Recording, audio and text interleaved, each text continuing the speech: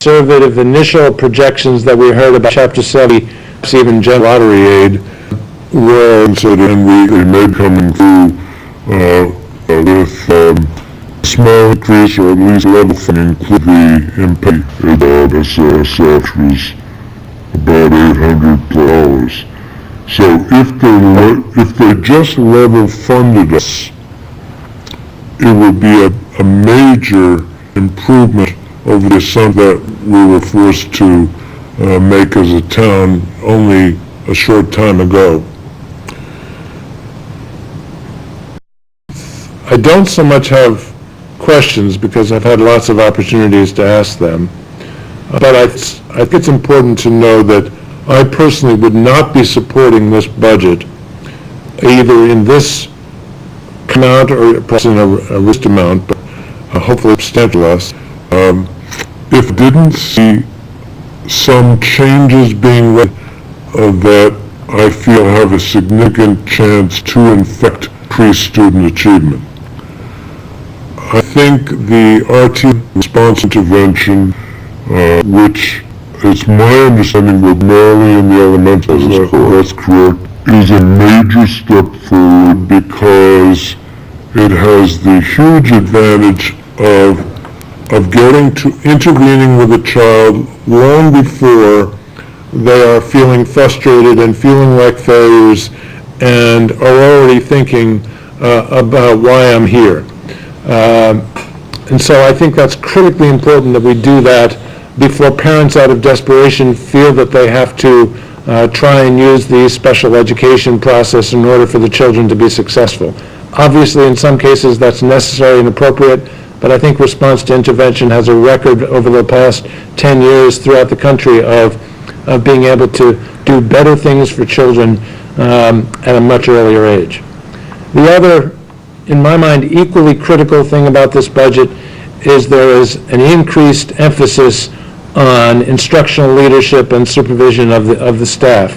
We cannot hope to change what happens in the classroom if our teachers aren't better supported, held more accountable for what actually happens in that classroom. If that happens, and we're also intervening, I see that as teacher-centered, and I see RTI as student-centered. If we do both of those things, then I think we can have some confidence that that gap that we all care about with respect to the state average, and even that is an arbitrary number, we just want our kids to be optimally successful. I think we have some reason to be optimistic that we're going to get better results. And the final thing I would say is, I think I've been doing budgets all my life, most of them not for school committees, but all around how to allocate the spending. I am incredibly confident that unlike in some for-profit corporations, we don't have principals and department directors sitting out there thinking about how they can lavishly spend on themselves and think of ways to pad their budgets so that they can have a great time in their executive suites. It just doesn't happen. This is all about getting enough money to do the best that they can for children with the programs that they've got. And so that makes me really uncomfortable with this process because I'm sure that every dime that's being requested would be put to good use, but unfortunately I'm equally sure that the town probably can't afford all of that. So it's a conundrum, and I hope that the budget hearing that takes place next week with the FinCom and the Board of Selectmen is a healthy debate about priorities. It's constructive, it's thoughtful, because I think it's going to take all of that and more in order to come up with the right number to recommend to the school committee. Thank you. Thank you, Mr. Sweat. Again, I'd like to thank everyone who participated in the process because I know it gets tedious. So, again, thank you to all. Is there any other business at this time? I have one announcement. Okay. I don't know if you have received. Thank you. Yes, if this was live. But we did send the Global Connect home to say, ignore Channel 7. There will be school in Wareham tomorrow. But my second announcement is the CARE program. This is a program that has been supported by a Century 21 federal grant, and it has been in existence probably about 10 years.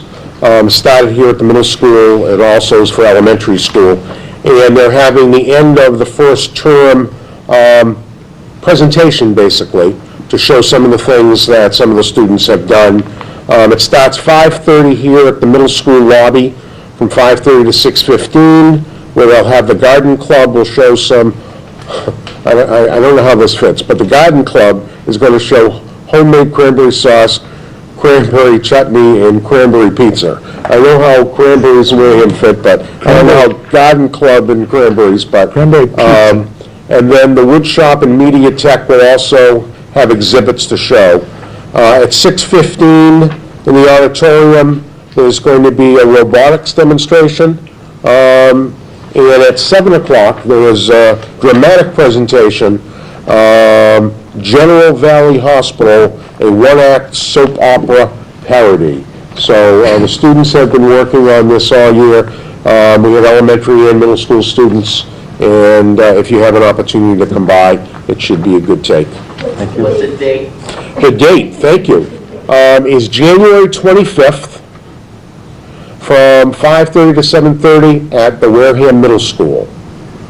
Now, January 25th, is that, when do we meet next? No, we meet That's the the Tuesday. 26th. It must be a It's Tuesday. Yes. Right.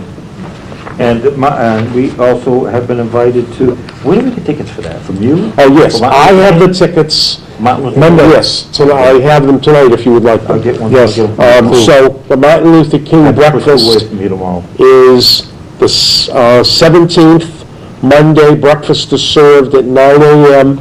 It's being catered by Mill Pond Diner. And this is the Boys and Girls Time Club, again? 9 a.m. The Boys and Girls Club are the primary motivator of this event. And the planning committee has some clergy, the YMCA, Makepeace Association, and Boys and Girls Club and the school system. I'm sure I forgot somebody, but they get together. This is the third annual, and this year the guest speaker Dr. Vanessa Brito. is Dr. Vanessa Brito, who is a Wareham High School graduate, and this is the third year. Last year, Dr. MoveWarehamForward came and did a luncheon presentation. And the year before that, it was Rita Roach, who's an attorney. All three of them are Wareham High School graduates from this community, and they've done a nice job. As part of the ceremony, each one of the principals has designated a student to be recognized for their achievements, kind of following the principles of Dr. Martin Luther King about hard work, about perseverance, about nonviolence, and so it should be a good time. And the high school is helping us, and the prayer club is doing the invocation, and the steppers are some entertainment. Excellent. Excellent. I'll take a ticket. Wanda? Just one thing, going back to the budget just for a second, is there any presentation that you did tonight could be available on somewhere if people wanted to Absolutely. check it out? So if people go to the website or in public schools, go to the superintendent's section, and then we will have it listed as they can call it, and the presentation will be there. Any other business? I'll entertain a motion. Second. We are adjourned. I want to thank everyone for coming out tonight. Please drive safe, everyone.